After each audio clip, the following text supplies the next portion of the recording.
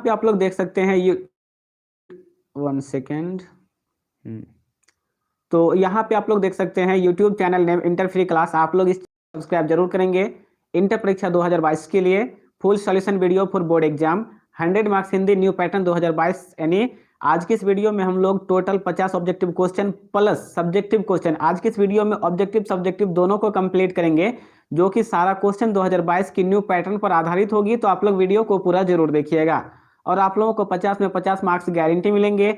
और मैं आप लोगों को बता दूं कि रोज शाम 7 बजे से लाइव क्लास चलता है। रोज शाम 7 बजे से क्या चलता है? शाम 7 बजे से लाइव क्लास चलता है। तो आप लोग यदि लाइव को ज्वाइन करना चाहते हैं तो चैनल को सब्सक्राइब करके बेल आइकन को प्रेस कर दीजिए ऑल वाले पे क्लिक करके, जिससे डेली शाम 7 बजे जैसे ही लाइव क्लास स्टार्ट होगी तो उसका नोटिफिकेशन आपको सबसे पहले मिल जाएगी और आप जो है लाइव को ज्वाइन कर पाएंगे। ठीक है। और आज हम लोग हिंदी का वायरल प्रश्न को कंप्लीट करेंगे।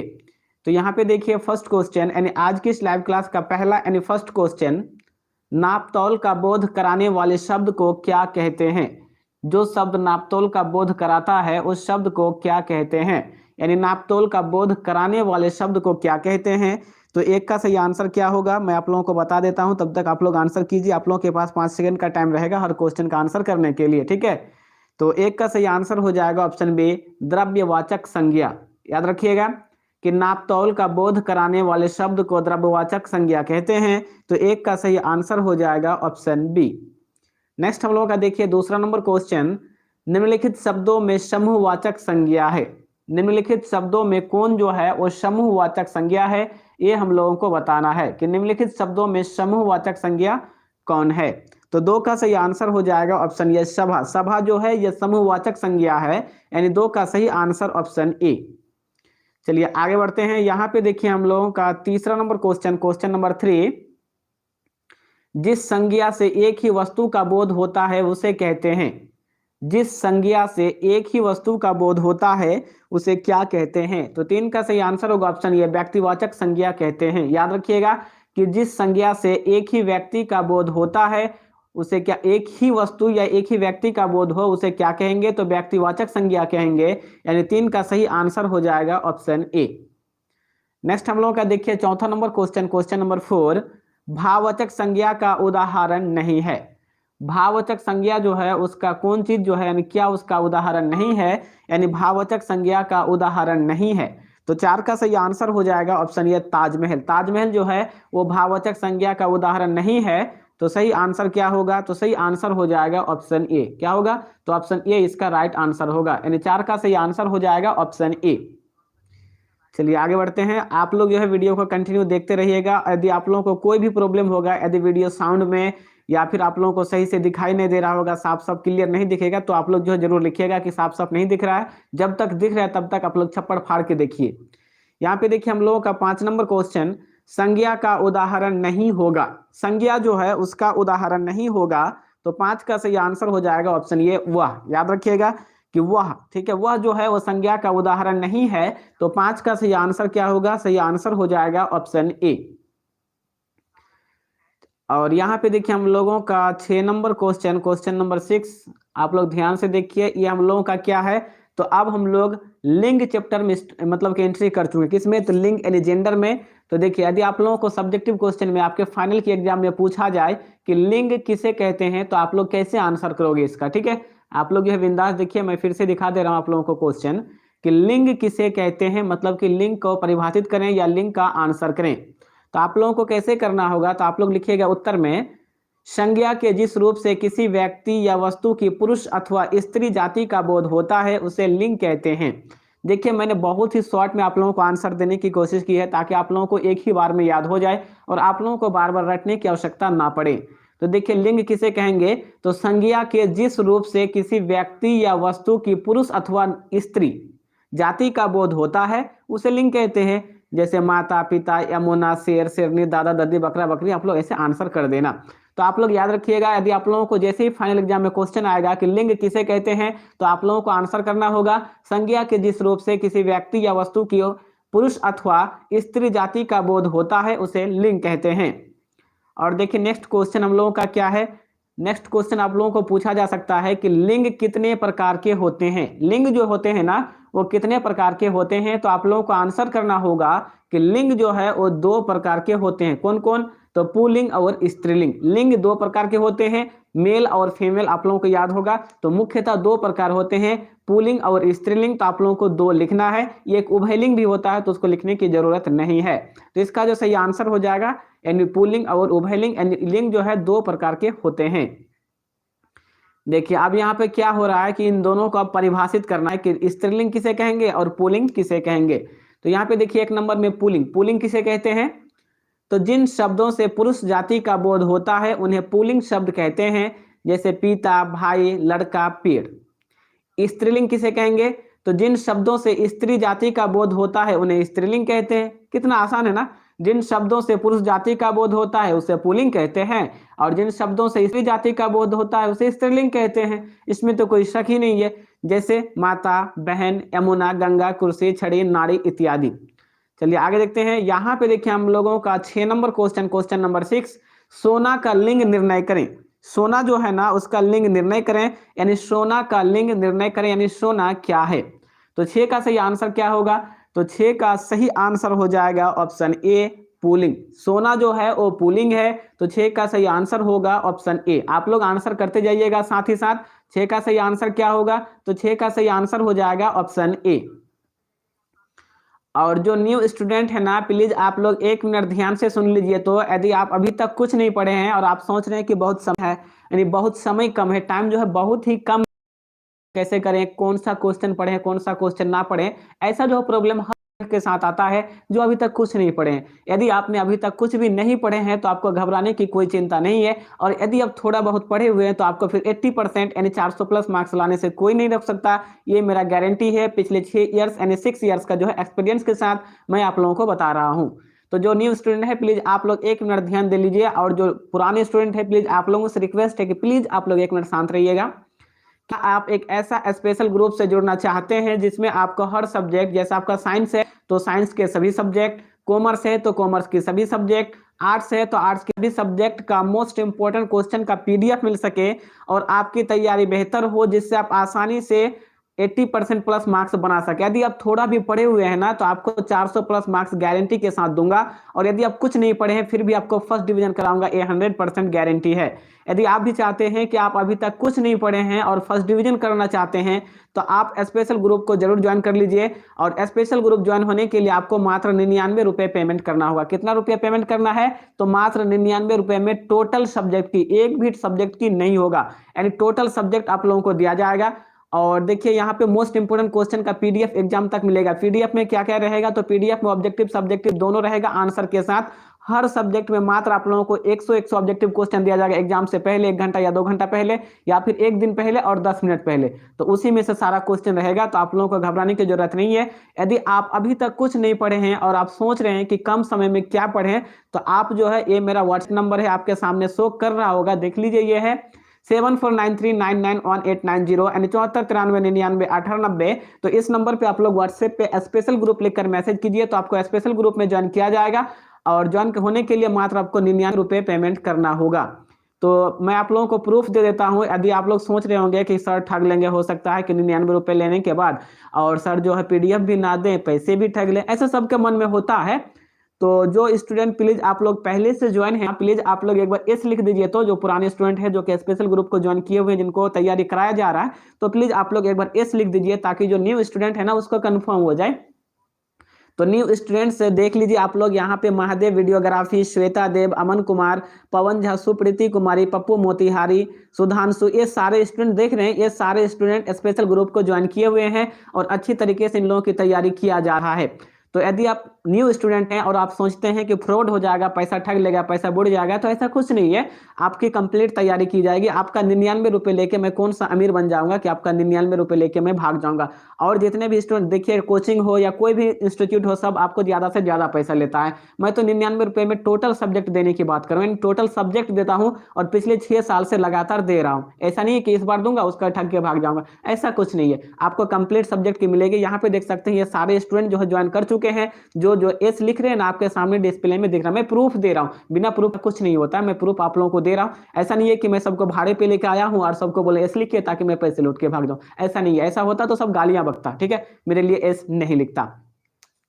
तो देखिए, और मैं आप लोगों को बता दूं कि एग्जाम से 20 मिनट 10 मिनट पहले जो क्वेश्चन होता है ना, वो भी क्वेश्चन आप लोगों को मिल जाएगा। आप समझ ही जा चुके, मतलब समझ ही गए होंगे कि कौन सा क्वेश्चन की मैं बात कर रहा हूं, जो एग्जाम से 10 मिनट पहले होता है, वो भी क्वेश्चन आप लोगों को मिल जाएगा। पिछले साल 3 या 4 सब्जेक्ट का, लगभग 3-4, मतलब मुझे उतना कंफर्म नहीं है, शायद 3 या 4 सब्जेक्ट का मिला था, अकाउंट बीएसटी और इकोनॉमिक्स का, तो मैंने दिया था। तो यदि इस बार भी मिल जाता हो तो मिल जाएगा। लेकिन मैं आप लोगों को एक खास बात बता देता हूं मेरे स्पेशल ग्रुप का। तो स्पेशल ग्रुप में आपका हर सब्जेक्ट में मात्र 100 ऑब्जेक्टिव क्वेश्चन दिया जाएगा। कितना ऑब्जेक्टिव क्वेश्चन? मान लीजिए आपका कॉमर्स है और कॉमर्स का अकाउंट आपका सब्जेक्ट है, तो उसमें मात्र आपको 100 ऑब्जेक्टिव क्वेश्चन देंगे, और 100 का यदि आप एक पढ़ लीजिएगा तो गारंटी है कि आप 50 में 50 बना के आओगे, इसमें कोई शक नहीं है। सो आप स्पेशल ग्रुप को जरूर ज्वाइन कीजिए, निश्चित होकर बिंदास से, यानी आपको घबराने की कोई जरूरत नहीं है।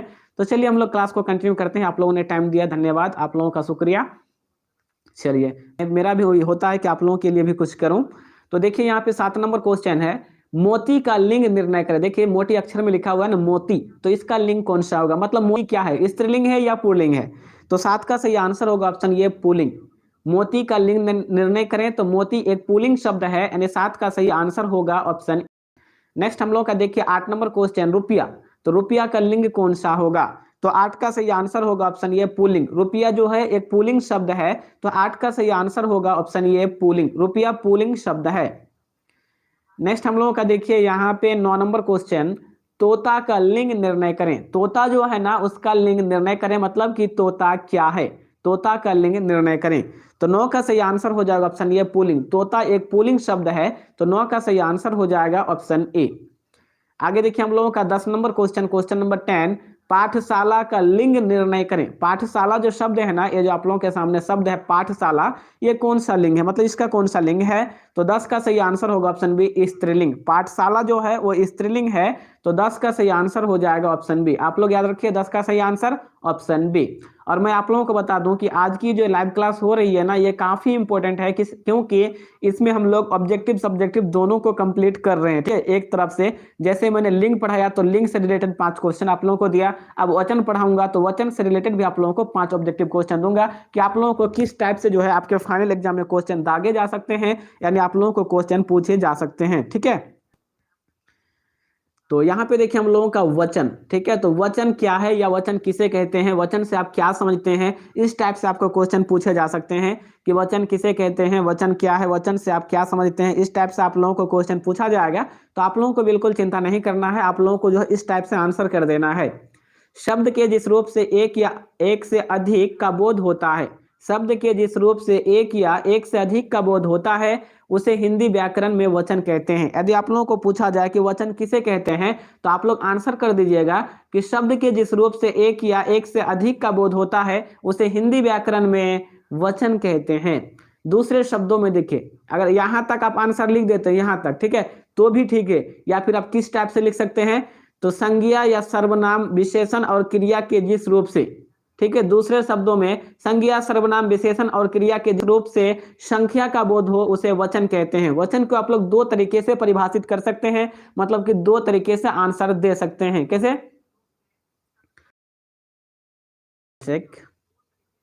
देखिए, वचन शब्द के जिस रूप से एक या एक से अधिक का बोध होता है उसे हिंदी व्याकरण में वचन कहते हैं। एक आंसर हो गया, तो इसी में आपका कंप्लीट हो गया। आप चाहे तो ये भी दे सकते हैं कि दूसरे शब्दों में संज्ञा सर्वनाम विशेषण और क्रिया के जिस रूप से संख्या का बोध हो उसे वचन कहते हैं। आगे देखिए, यहाँ पे हम लोगों का हिंदी में वचन 2 तरह के होते हैं। यदि आपको आपके फाइनल परीक्षा में ऑब्जेक्टिव क्वेश्चन पूछा जाए कि वचन कितने तरह के होते हैं या वचन के कितने प्रकार होते हैं, वचन कितने प्रकार के होते हैं, तो वचन जो है 2 प्रकार के होते हैं, एक वचन और बहुवचन। तो अब एक वचन किसे कहेंगे, तो शब्द के जिस रूप से एक ही वस्तु का बोध हो उसे एक वचन कहते हैं। जैसे लड़का, गाय, जैसे लड़का, गाय, सिपाही, बच्चा, कपड़ा, माता, माला, पुस्तक, स्त्री, टोपी, बंदर, मोर इत्यादि, ऐसे भी एक वचन है। यानी शब्द के जिस रूप से एक ही वस्तु का बोध हो उसे एक वचन कहते हैं।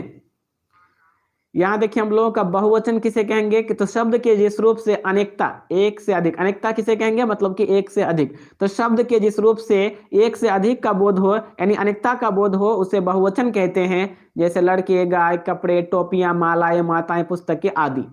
अब देखिए आप लोगों के सामने ऑब्जेक्टिव क्वेश्चन आ चुका है। देखिए आप लोग क्या होगा 11 नंबर क्वेश्चन कि आंसू का बहुवचन क्या होगा। आंसू जो है ना उसका बहुवचन क्या होगा, यानी आंसू का बहुवचन क्या होगा। तो इस 11 का सही आंसर क्या होगा, तो सही आंसर हो जाएगा ऑप्शन ए आंसुओं। याद रखिएगा कि आंसू का बहुवचन होगा आंसुओं, यानी इस 11 का जो सही आंसर होगा वो ऑप्शन ए होगा। नेक्स्ट देखिए हम लोगों का 12 नंबर क्वेश्चन, क्वेश्चन नंबर 12, भारतीय का बहुवचन होगा। भारतीय जो है ये शब्द है ना आप लोगों के सामने भारतीय, तो इसका बहुवचन क्या होगा ये आप लोगों को आंसर करना है। तो 12 का सही आंसर हो जाएगा ऑप्शन सी भारतीयों। भारतीयों का, भारतीय का बहुवचन होगा भारतीयों, यानी 12 का सही आंसर होगा ऑप्शन सी। नेक्स्ट हम लोग का देखिए यहाँ पे 13 नंबर क्वेश्चन, कौन सा शब्द एक वचन नहीं है। ये जो 4 गो शब्द नीचे दिया हुआ है ना इनमें से कौन सा शब्द जो है वो एक वचन नहीं है। आप लोग फिर से देखिए, मैं आप लोगों को क्लियर क्लियर दिखा रहा हूं बड़े बड़े अक्षरों में। 13 नंबर कि कौन शब्द एक वचन नहीं है। लड़का, किताबें, कुत्ता, कलम। तो आप लोग फटाफट इस 13 का आंसर कीजिए, तो देखते हैं कौन कौन इसका आंसर कर पाते हैं। तो 13 का आप लोग आंसर कीजिए कि कौन सा शब्द एक वचन नहीं है। ऑप्शन ए लड़का, ऑप्शन बी किताबें, ऑप्शन सी कुत्ता, ऑप्शन डी कलम। तो चलिए देखते हैं कौन कौन स्टूडेंट जो आंसर कर चुके हैं इसका। तो मनीषा भारती 13 का B, Mahadev videography B answer करते हैं, टेक्नो गोलू किताबें आंसर करते हैं, अमन कुमार का बी, संस्कारी यादव बी, पप्पू मोतिहारी का आंसर बी, अशरफ राही का आंसर बी, उसके बाद देखिए सालू का बी, मुंतसिर आलम का बी, पप्पू राज का बी, अमन कुमार का बी, पवन झा जो है उसका भी आंसर बी है। और यहाँ देखिए सुधांशु कुमार का भी, हार्दिक बनियान का भी है, बलियान था, सॉरी बनियान मैंने कह दिया, सॉरी सॉरी हार्दिक जी, बनियान नहीं बलियान। और सुल्तान कुमार का भी, पवन झा का भी, अंकित कुमार का भी, मोहिनी राय का भी। चलिए मोहम्मद सैफी जो है उसका आंसर बोला आपका नाम क्या है, तो मेरा नाम नाम है। अनोखी का भी, सुल्तान कुमार का भी, पप्पू राज का भी, और उसके बाद देखिए यहाँ पे पप्पू राज भी है, मोतिहारी जो अतेरा का भी है। चलिए फटाफट आंसर कीजिए और 30 सेकंड वेट करेंगे, फिर हम लोग आगे बढ़ेंगे। पावर वाले यादव आ चुके हैं, बी नंबर लेके, अनोखी का भी था। और चलिए आदित्य शर्मा भी आंसर करते हैं। आप लोग फटाफट आंसर कीजिए, सुल्तान का आंसर भी है, अंकित, सुधांशु। चलिए रोहित कुमार आ चुके हैं, सरफराज आंसर भी, दिनेश कुमार का भी, दीपक का भी, रामदेव शाह, रीमा कुमारी लिखते हैं 13 का डी, ठीक है। रुपेश झा, उसके बाद सिमरन सिंह आ चुकी हैं, उसका आंसर भी है, सिमरन की आंसर भी। और यूनिकॉर्न जो गेमिंग वाले हैं उसका भी आंसर भी आ रहा है, ठीक है। चलिए और मोहिनी राय, और 2-4 स्टूडेंट को नहीं दिख रहे, पता नहीं कहाँ बिजी हो गया शायद वो लोग, या फिर लाइव थोड़ा सा लेट हुआ स्टार्ट, इसीलिए मतलब कि वो सोचा कि लाइव नहीं होगा। तो ऐसा नहीं है, लाइव डेली होगा, ठीक है। तो आप लोगों को बिल्कुल भी सोनम शर्मा, सबका नेम लीजिए, ठीक है। सोनम आपका भी नाम मैंने लिया, सोनम शर्मा। कृष्ण पाठक, चलिए सुप्रीति कुमारी आपने बहुत लेट आंसर किया है। अमन कुमार एकदम, मैं इंटर फर्स्ट डिवीजन से पास किया, वाह वेरी गुड। क्या हाल है सर, एकदम बढ़िया, अपना बताओ। कॉमेडी GSL क्लब जो है वो भी आंसर करते हैं, सनोज कुमार, सोनी कुमार पासवान। तो चलिए मैंने फिर आप लोगों को क्वेश्चन पूछूंगा तो फिर सबका आंसर चेक करूंगा। तो हम लोग आगे बढ़ते हैं, ज़्यादा टाइम लेट नहीं करेंगे आप लोगों का।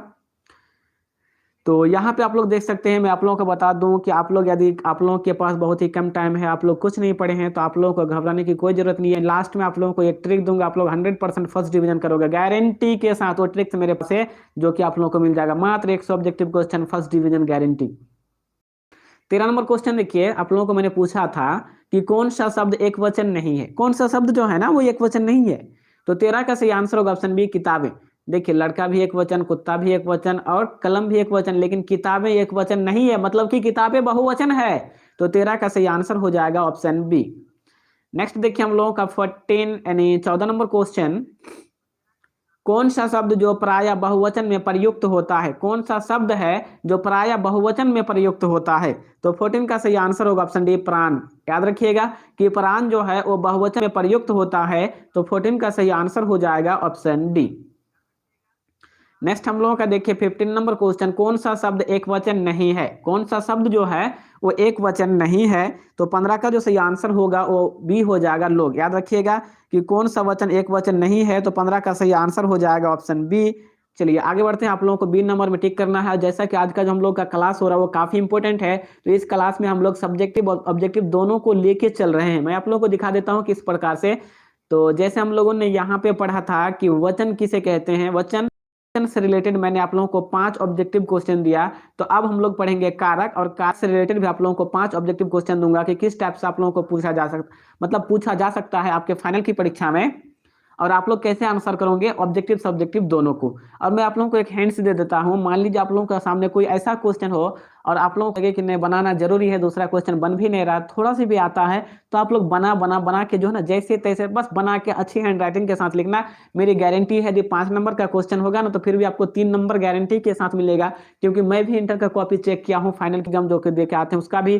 तो उसमें मैंने देखा बहुत से स्टूडेंट को मैंने नंबर भी दिया था, बहुत मेहनत किया, सर माफ कर दिए मैंने नहीं पढ़ा, ये बहुत तरह की जो है बातें लिख के रखता है, पता नहीं ऐसा करते हैं, तो उससे कुछ नहीं होता है, वो सब आपको लिखने की कोई जरूरत नहीं। यदि आप लिखते हैं ना कि सर देखिए मैं गरीब हूँ, ये वो सब ना कॉपी में ऐसे लिख के आते हैं, यार ऐसे कैसे चलेगा बताओ। आप कॉपी में लिख के आ जाइएगा कि सर मैं गरीब हूँ, ये वो मुझे पास कर दीजिए, तो ऐसे पास नहीं किया जाता है। आपको कॉपी भरना होगा, चाहे आप जैसे भरो। तो आप खाली छोड़ के मत आना, आप आपके अनुसार जो लग रहा है कि नहीं आंसर होना चाहिए ना तो उसको लिख के आना। तो जो कॉपी चेक करता है ना वो आपको नंबर देगा, ये मेरी गारंटी है, क्योंकि मैंने भी बहुत सारे स्टूडेंट को दिया है, और मेरे टीचर्स का जो ग्रुप है हम लोग सब बात करते हैं तो बोलता है कि अगर थोड़ा लिखा है मेहनत किया है ना तो उसे नंबर दीजिए, मतलब उसको निराश नहीं करना है, तो आपको नंबर मिलेगा। सो आप कुछ ना कुछ जरूर लिख के आइएगा, ये मेरे तरफ से आप लोगों को हिंट्स है, ठीक है। मैं गारंटी के साथ, मेरे साथ ऐसा हुआ क्योंकि मैं कॉपी चेक किया हूं तो मैंने नंबर दिया हूं फाइनल की, 10th और 12th का मैंने कॉपी चेक किया था लगातार 2 साल। तो देखिए कारक क्या है, यानी अब हम लोग आ चुके हैं कारक में। तो कारक किसे कहेंगे? व्याकरण में संज्ञा या सर्वनाम शब्द की वह आस्था जिसके द्वारा वाक्य में उसका क्रिया के साथ संबंध प्रकट होता है उसे कारक कहते हैं। कारक किसे कहेंगे? तो व्याकरण में संज्ञा या सर्वनाम शब्द की वह आस्था जिसके द्वारा वाक्य में उसका क्रिया के साथ संबंध जो है प्रकट होता है, दिखता है, उसे कारक कहते हैं। यदि आप लोगों को पूछा जाए आपके फाइनल के एग्जाम में कि कारक के कितने भेद होते हैं या कारक कितने प्रकार के होते हैं, तो आप लोग क्या आंसर करोगे? तो आप लोग आंसर करना कि कारक के 8 भेद होते हैं, यानी कारक 8 प्रकार के होते हैं। कौन कौन? तो मैं आप लोगों को पूरा दिखा देता हूं, यहाँ पे देखिए पूरा डिस्प्ले पे है कारक और प्रयोग। तो कौन कौन? कर्ता, कर्म, करण, संप्रदान, आपादन, संबंध, अधिकरण, संबोधन। तो कर्ता ने कर्म को, कर्ण से संप्रदान को के लिए, आपादन से संबंध काके की, अधिकरण में पर एंड संबोधन है यारे। लेकिन देखिए इसका प्रयोग कैसे किया जाता है। कर्ता का प्रयोग करने वाला होता है, कर्म किसे कहेंगे? कार्य जिस पर हो, करण किसे कहेंगे? जिससे या जिसका माध्यम से, संपादन किसे कहेंगे? जिसको या जिसके लिए, आपादन किसे कहेंगे? जिस स्थान से, संबंध किसे कहेंगे? जिसका, अधिकरण क्या होगा? तो स्थान सूचक, संबोधन क्या होगा? तो पुकारने के लिए।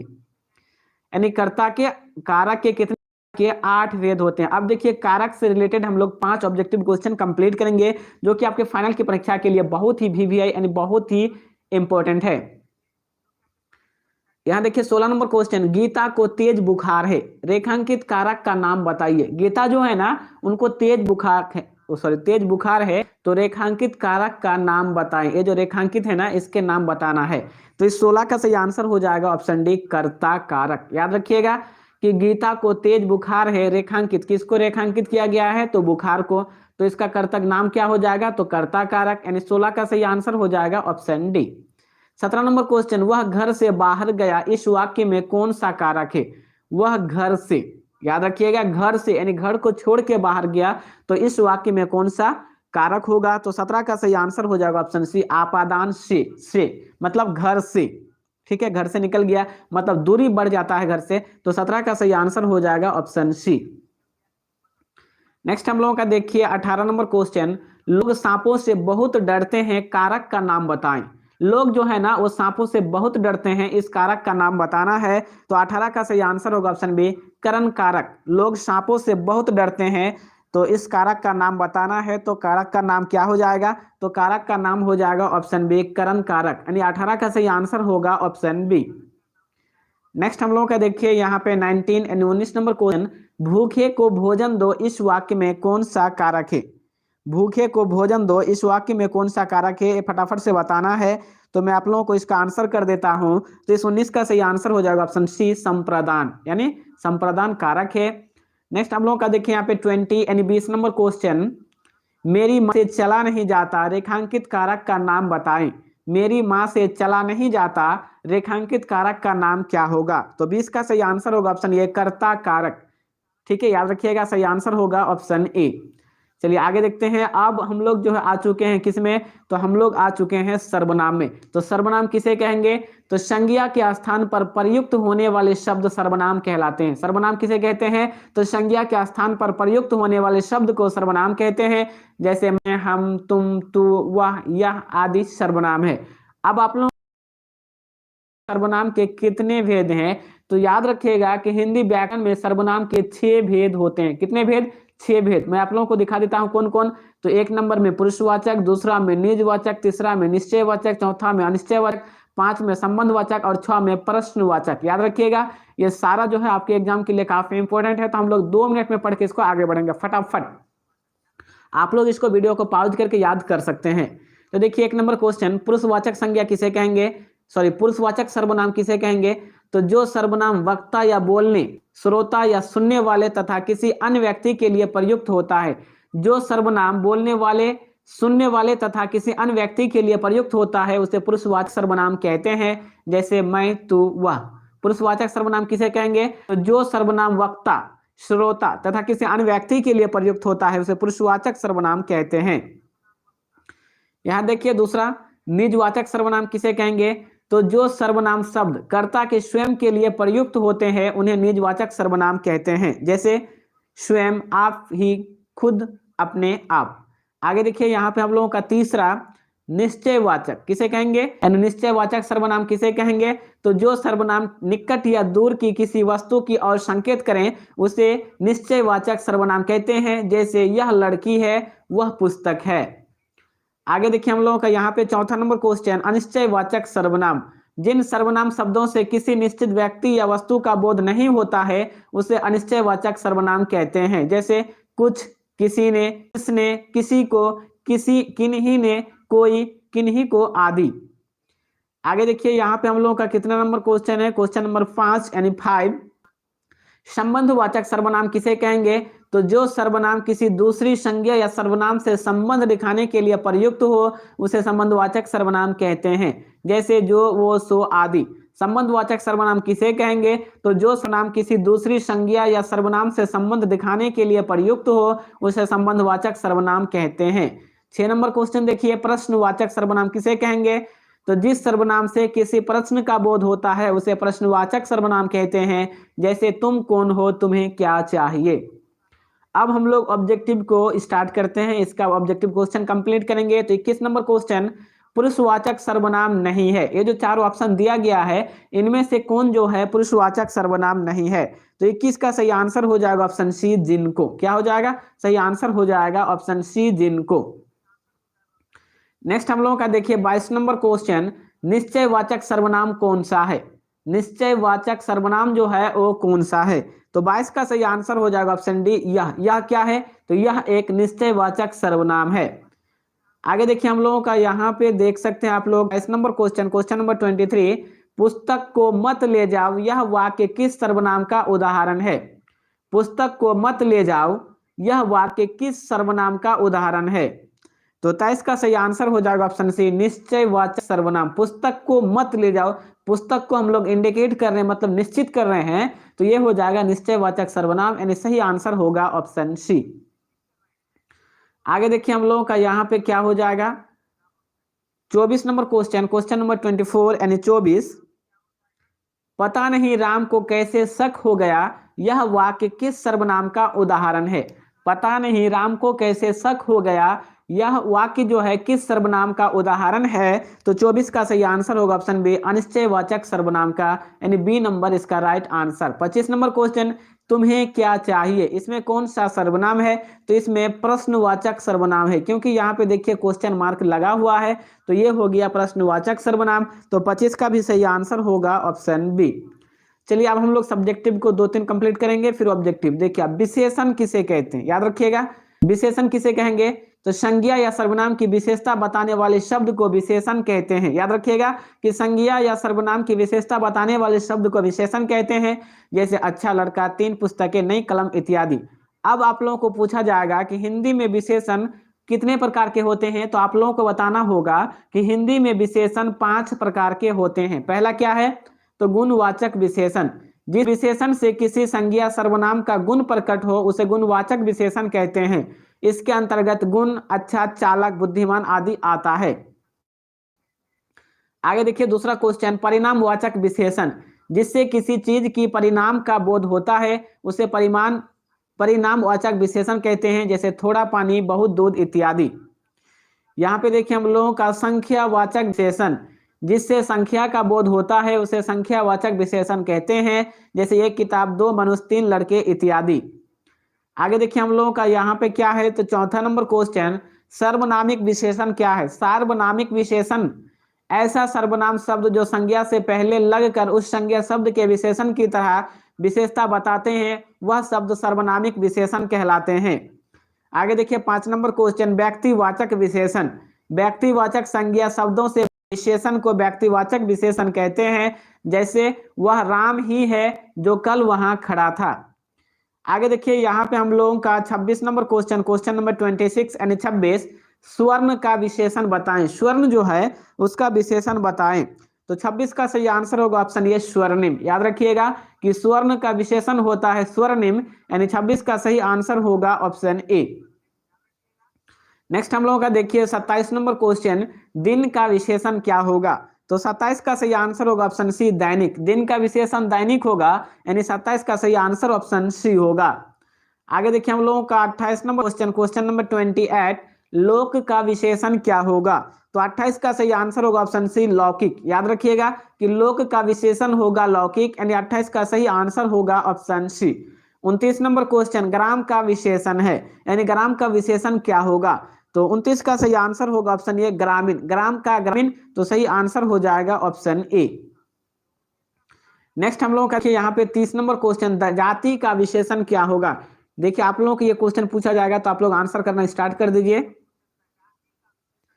30 नंबर, जाति का विशेषण। ऑप्शन ए जाति, ऑप्शन बी जातीय, ऑप्शन सी जन्म, ऑप्शन डी जनतब। तो आप लोग फटाफट इसका आंसर कीजिए तो कि इसका आंसर क्या होगा। मैं चेक करता हूं आप लोगों को, देखते हैं कौन कौन इसका आंसर कर पाते हैं आप लोग। तो इसका आंसर आप लोग फटाफट कर दीजिए, बिल्कुल भी लेट नहीं करना है। यानी जाति का विशेषण क्या होगा, मैं सब लोगों सबका देखता हूँ। तनिष्का कश्यप जो है वो बी आंसर करते हैं, दीपक कुमार का बी, पप्पू राज बी, पप्पू मोतिहारी का बी, वीना कुमारी का बी, अंकित कुमार, मनीषा भारती का बी, सुप्रीति का बी, पवन झा का बी, यूनिकॉर्न गेमिंग जो उसका बी। उसके बाद देखिए यहाँ पे संस्कारी यादव का बी, अनोखी का बी, मनीषा भारती वो अपना सी आंसर करती है। उसके बाद अदिति तिवारी का बी आंसर है, सुधांशु किंग का बी। चलिए आगे, टेक्नो गोलू का आंसर ये है। उसके बाद मनीषा भारती, अंकित, पुरुषोत्तम कुमार का आंसर ये है, सत्यम कुमार। उसके बाद चलते हैं, मुंतसिर आलम का बी, रॉयल गेमर का बी, सुजीत कुमार का बी आंसर है। उसके निधि सिंह का आंसर भी। चलिए सिया कुमारी का 30 बी आंसर है उसका। महादेव वीडियोग्राफ का जो है वो बी है। आदित्य शर्मा का बी आंसर है। दबंग का ए आंसर है, दबंग अशोक जो उसका ए बी आंसर है। सिया कुमारी 30 का बी आंसर करती हैं। उसके बाद देखिए यहाँ पे, चलिए ओम प्रकाश का बी आंसर है। आदित्य शर्मा, रामदेव शाह का ये आंसर है। रोहन आकाश जो है उसका बी आंसर है, ठीक है। कृष्ण पाठक बी आंसर करते हैं। चलिए आगे देखते हैं, सविता कुमारी जो है वो भी 12 का, अच्छा 12 नंबर में अभी हो। चलिए आगे देखते हैं, यहाँ पे देखिए हम लोग का पबजी गेमर का बी आंसर है। उसके बाद रॉयल गेमर का बी आंसर, पवन झा, रामदेव शाह, रीमा कुमारी लिखते हैं 27 का सी। तो चलिए लगभग आप लोगों का कंप्लीट हो चुका है। जयप्रकाश कुमार, तो हम लोग बंद करते हैं, हम लोग आगे बढ़ते हैं, कंटिन्यू करते रहेंगे हम लोग। आप लोग को और 10 से 15 मिनट टाइम लगेगा और आज की लाइव खत्म होगी और आप लोगों की कंप्लीट तैयारी भी। तो इस 30 का सही आंसर क्या होगा, तो 30 का सही आंसर हो जाएगा ऑप्शन बी, जातीय। जाति का विशेषण जातीय, यानी सही आंसर ऑप्शन बी। चलिए आगे बढ़ते हैं और आप लोग यहाँ देख लीजिए, क्रिया किसे कहते हैं, ठीक है। तो जिन शब्दों से क्रिया, सॉरी एक सेकेंड, क्रिया किसे कहते हैं? तो जिन शब्दों से किसी कार्य का करना या होना व्यक्त हो उसे क्रिया कहते हैं। जैसे मैंने खाना खाया, क्रिया किसे कहते हैं? तो जिस शब्दों से किसी कार्य का होना या करना व्यक्त हो उसे क्रिया कहते हैं। याद रखिएगा, काफी सिंपल में मैंने आंसर किया है कि जिन शब्दों से किसी कार्य का करना या होना व्यक्त हो उसे क्रिया कहते हैं। अब देखिए, यदि आप लोगों को पूछा जाए कि प्रयोग की दृष्टि से क्रिया कितने प्रकार के होते हैं, तो आप लोगों को आंसर करना होगा कि प्रयोग की दृष्टि से क्रिया दो प्रकार की होती है। रूढ़ क्रिया, जिस क्रिया की रचना धातु से होती है उसे रूढ़ क्रिया कहते हैं, जैसे लिखना, पढ़ना, खाना, पीना आदि। उसके बाद देखिए यौगिक क्रिया, तो जिस क्रिया की रचना एक या एक से अधिक तत्वों से होती है उसे यौगिक क्रिया कहते हैं, जैसे लिखवाना, आते जाते रहना, पढ़वाना, बताना। कर्म तथा जाति, कर्म, जाति तथा रचना के आधार पर क्रिया के मुख्य रूप से दो भेद होते हैं। यहाँ पे क्या था कि प्रयोग की दृष्टि से क्रिया के दो प्रकार, कौन? रूढ़ क्रिया। क्रम, जाति तथा रचना के आधार पर क्रिया के मुख्य रूप से दो भेद होते हैं, कौन कौन? तो सकर्मक क्रिया और अकर्मक क्रिया। तो सकर्मक क्रिया किसे कहेंगे? तो जिस क्रिया से सूचित होने वाले व्यापार का फल कर्ता पर न पड़कर कर्म पर पड़े उसे सकर्मक क्रिया कहते हैं, जैसे श्याम पुस्तक पढ़ता है। दूसरा अकर्मक क्रिया किसे कहेंगे? तो जिन क्रियाओं को कर्म की जरूरत नहीं पड़ती है उन्हें अकर्मक क्रिया कहते हैं, अर्थात जिन क्रियाओं का फल कर्ता को ना मिलता हो, जिन क्रियाओं का फल कर्ता को मिलता है उसे क्या कहेंगे? अकर्मक क्रिया। जैसे राम खेलता है। आप लोग वीडियो को पॉज करके यानी वीडियो को रोक के भी पढ़ सकते हैं। अब देखिए हम लोगों के सामने ऑब्जेक्टिव क्वेश्चन आ चुका है। 31 नंबर क्वेश्चन, क्रिया या धातु के अंत में जो प्रत्यय लग कर क्रिया बनाती है उसे क्या कहते हैं? क्रिया या धातु के अंत में जो प्रत्यय लग कर क्रिया बनाती है उसे क्या कहते हैं? तो 31 का सही आंसर होगा ऑप्शन बी, उसे कृदंत क्रिया कहते हैं। क्या कहते हैं? तो कृदंत क्रिया, यानी सही आंसर होगा ऑप्शन बी। नेक्स्ट हम लोगों का 32 नंबर क्वेश्चन, किस क्रिया का अपना अर्थ नहीं होता है? कौन सी ऐसी क्रिया है जिसका अपना अर्थ नहीं होता है? तो 32 का सही आंसर होगा ऑप्शन बी, रंजक क्रिया। चलिए आगे बढ़ते हैं। और यहाँ पे देखिए हम लोगों का 33 नंबर क्वेश्चन, धातु के बाद या प्रत्यय जोड़कर कौन सी क्रिया बनते हैं? धातु के बाद इसको जोड़कर कौन सी क्रिया बनते हैं? तो 33 का सही आंसर होगा ऑप्शन बी, द्वितीय प्रेरणार्थक क्रिया। क्या बनते हैं? तो द्वितीय प्रेरणार्थक क्रिया, यानी 33 का सही आंसर होगा ऑप्शन बी। नेक्स्ट हम लोगों का 34 नंबर क्वेश्चन, कार्य के आधार पर क्रिया के कितने भेद होते हैं? तो कार्य के आधार पर क्रिया के दो भेद होते हैं, जो कि मैंने आप लोगों को अभी पढ़ाया कि कार्य के आधार पर क्रिया के दो भेद होते हैं। यहाँ पे देखिए हम लोगों का 35 नंबर क्वेश्चन, सकर्मक क्रिया के कितने भेद होते हैं? सकर्मक क्रिया जो है ना उसके कितने भेद होते हैं? तो इस 35 का सही आंसर होगा ऑप्शन ए, यानी 3 भेद होते हैं। याद रखिएगा कि सकर्मक क्रिया के 3 भेद होते हैं। चलिए आगे देखते हैं। अब हम लोगों के सामने आ चुका है उपसर्ग। क्या आया है? उपसर्ग। तो उपसर्ग किसे कहेंगे? तो ऐसे शब्द जो किसी शब्द के पूर्व जुड़कर उसके अर्थ में परिवर्तन कर देते हैं या उसके अर्थ में विशेषता ला देते हैं उसे उपसर्ग कहते हैं, जैसे उप जोड़कर उपकार। अब देखिए हिंदी में 22 उपसर्ग हैं। यदि आप लोगों को पूछा जाए कि हिंदी में कितने उपसर्ग हैं तो आप लोगों को बताना होगा कि हिंदी में 22 उपसर्ग है। कौन कौन? प्रा, परा, अप, सम, अनु, औ, निस, निर, दुस, दूर, वि, आ, नि, अधि, अपि, अति, सु, उत या उद, अभि, प्रति, परि तथा उप। ये जो 22 क्या है? तो हिंदी में उपसर्ग है। आप लोग याद कर लीजिए। आप लोगों को पूछा जाएगा आपके ऑब्जेक्टिव क्वेश्चन में कि हिंदी में कितने उपसर्ग हैं, तो आप लोगों को आंसर करना होगा 22 यानी 22। देखिए ऑब्जेक्टिव क्वेश्चन आ चुके हैं हम लोगों के सामने, आपके सामने एकदम 1 करोड़ का सवाल। अनुसरण में कौन सा उपसर्ग है? अनुसरण जो है ना उसमें कौन सा उपसर्ग है ये हम लोगों को पूछ रहा है कि अनुसरण में कौन सा उपसर्ग है। तो इस 36 का सही आंसर हो जाएगा ऑप्शन सी, अनु। अनुसरण में कौन सा उपसर्ग है? नंबर क्वेश्चन, स्वागत में कौन सा उपसर्ग है? स्वागत जो है उसमें कौन सा उपसर्ग है? तो 37 का सही आंसर हो जाएगा ऑप्शन डी, सु। स्वागत में सु उपसर्ग है, यानी 37 का सही आंसर होगा ऑप्शन डी। नेक्स्ट हम लोगों का देखिए 38 नंबर क्वेश्चन, उपवन में कौन सा उपसर्ग है? उपवन जो शब्द है ना इसमें कौन सा उपसर्ग है? तो 38 का सही आंसर होगा ऑप्शन बी, उप। उपवन में उप उपसर्ग है, यानी सही आंसर ऑप्शन बी। नेक्स्ट 39, प्रतिनिधि में कौन सा उपसर्ग है? प्रतिनिधि जो शब्द है ना, इसमें कौन सा उपसर्ग है? तो 39 का सही आंसर होगा ऑप्शन ए प्रति। प्रतिनिधि में प्रति उपसर्ग है तो सही आंसर हो जाएगा ऑप्शन ए। चलिए आगे देखते हैं। नेक्स्ट हम लोगों का देखिए 40 नंबर क्वेश्चन, उपवास में कौन सा उपसर्ग है? उपवास जो शब्द है ना, इसमें कौन सा उपसर्ग है? तो 40 का सही आंसर होगा ऑप्शन ए, यानी उपवास में उप उपसर्ग है, यानी सही आंसर ऑप्शन ए। प्रत्यय, प्रत्यय किसे कहेंगे? तो वही शब्द हैं, प्रत्यय किसे कहते हैं? तो वही शब्द है जो दूसरे शब्दों के अर्थ में जुड़कर अपने प्रकृति के अनुसार शब्द के अर्थ में परिवर्तन कर देते हैं। प्रत्यय किसे करेंगे, किसे कहेंगे? तो प्रत्यय वही शब्द हैं जो दूसरे शब्दों के अंत में अपने प्रकृति के अनुसार यानी नेचर के अनुसार शब्द के अर्थ में परिवर्तन कर देते हैं, उसे प्रत्यय कहते हैं। प्रत्यय दो प्रकार के होते हैं। प्रत्यय कितने प्रकार के होते हैं? तो प्रत्यय दो प्रकार के होते हैं, कृत प्रत्यय और तद्धित प्रत्यय। रखिएगा, तो कृत प्रत्यय किसे कहेंगे? तो जो प्रत्यय क्रिया अथवा धातु के अंत में जुड़कर किसी शब्द की नई रचना करते हैं उन्हें कृत प्रत्यय कहते हैं। इस प्रकार बने गए शब्द को कृदंत कहते हैं, जैसे लिख प्लस अक बराबर लेखक। आगे देखिए हम लोगों का तद्धित प्रत्यय, संज्ञा सर्वनाम क्रिया विशेष या विशेषण शब्दों के अंत में जुड़ते हैं और मूल शब्द का अर्थ बदल देते हैं, उन्हें तद्धित प्रत्यय कहते हैं। जैसे नौकर प्लस आनी बराबर नौकरानी।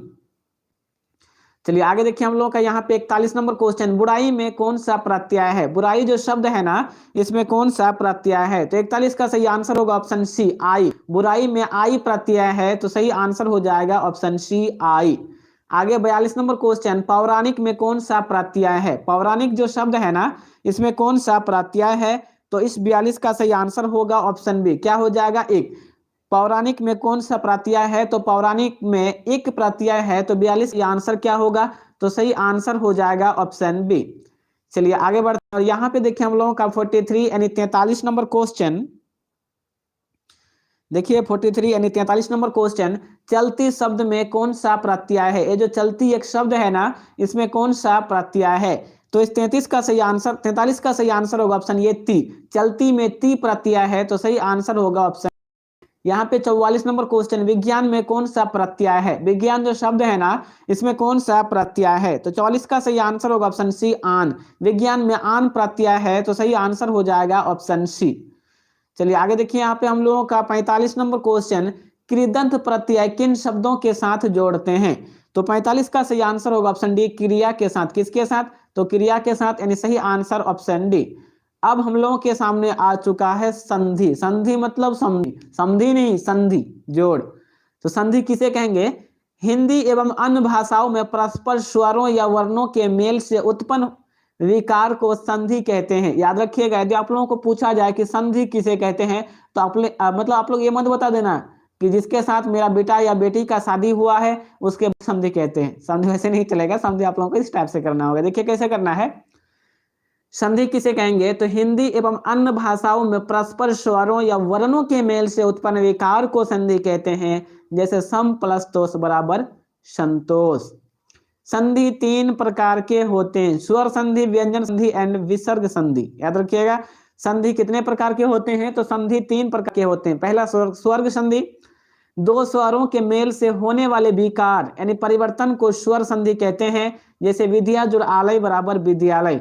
अब आगे है स्वर संधि 5 प्रकार के होते हैं। दूसरा क्या है? व्यंजन संधि।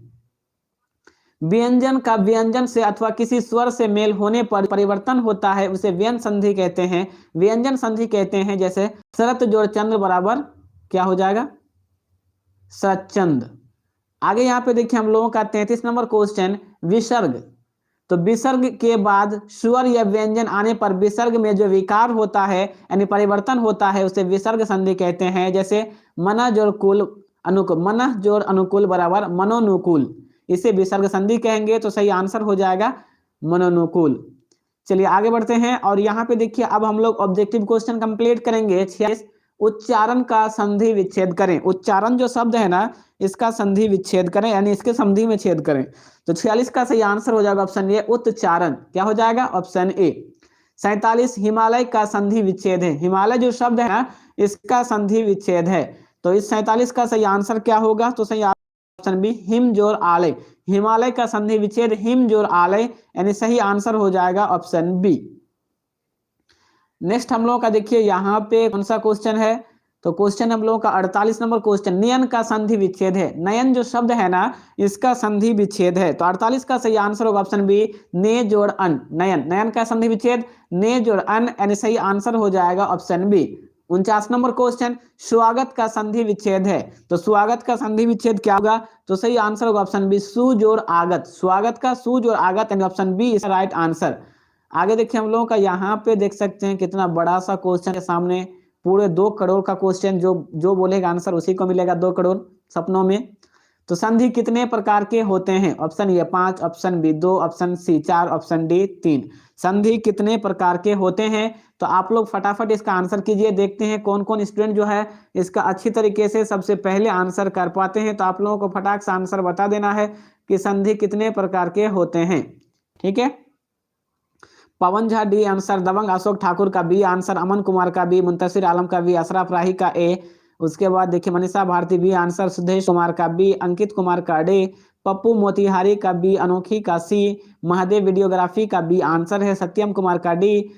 उसके बाद अदिति तिवारी जो है उसका डी आंसर था, ठीक है। एमडी याकूब 50 का डी लिखते हैं, सुल्तान कुमार का डी, एक 1 सेकेंड, चिंकू कुमारी का डी आंसर, आदित्य सिंह का सी, अंकित कुमार का डी, एमडी याकूब 50 का डी आंसर करते हैं यानी 3, अंकित कुमार का, निधि सिंह का डी आंसर, सुल्तान कुमार डी, प्रिया गुप्ता 50 का डी, तनिष्का कश्यप का बी, कृष्ण पाठक का डी।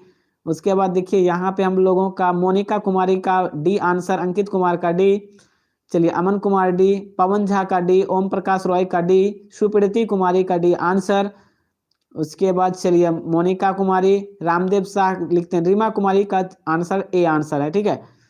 सोनू कुमार राइडर का डी आंसर। उसके बाद देखिए चलिए विपिन कुमार का डी आंसर, एमडी को डी।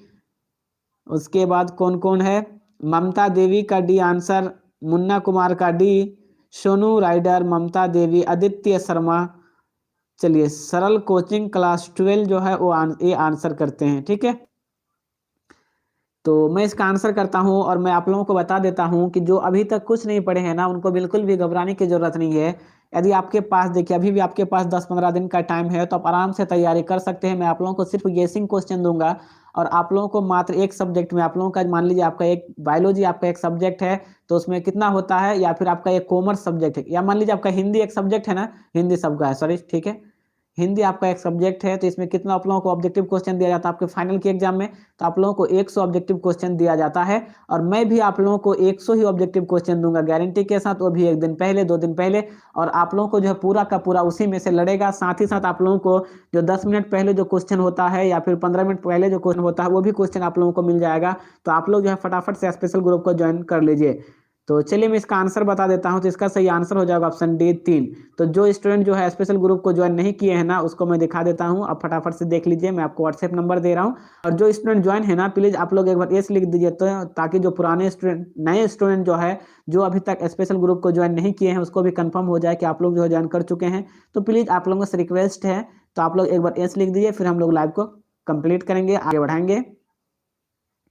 तो देखिए मैं आप लोगों को थोड़ा जूम करता हूं। तो देखिए ये मेरा व्हाट्सएप नंबर है, क्या है, तो ये मेरा आप लोगों के सामने व्हाट्सएप नंबर 7493991890। तो जो न्यू स्टूडेंट है आप लोग यहाँ पे देख सकते हैं, जो स्टूडेंट ज्वाइन है ना वो सारे स्टूडेंट एस लिख रहे हैं, मतलब ये सारे स्टूडेंट स्पेशल ग्रुप को ज्वाइन किए हुए हैं। तो जो स्टूडेंट स्पेशल ग्रुप को ज्वाइन नहीं किए हैं इस नंबर पे मैसेज कीजिए। मात्र 99 रुपए के पेमेंट में आपको स्पेशल ग्रुप में ज्वाइन किया जाएगा और आप लोगों को जो है गेसिंग क्वेश्चन दिया जाएगा, जिससे आप लोग आसानी से एग्जाम की तैयारी कर सकते हैं बहुत ही कम समय पे। आप लोगों के पास अगर 2 दिन का भी टाइम रहेगा ना, फिर भी मैं गारंटी के साथ देता हूं कि आप लोगों को कोई दिक्कत नहीं होगा, क्योंकि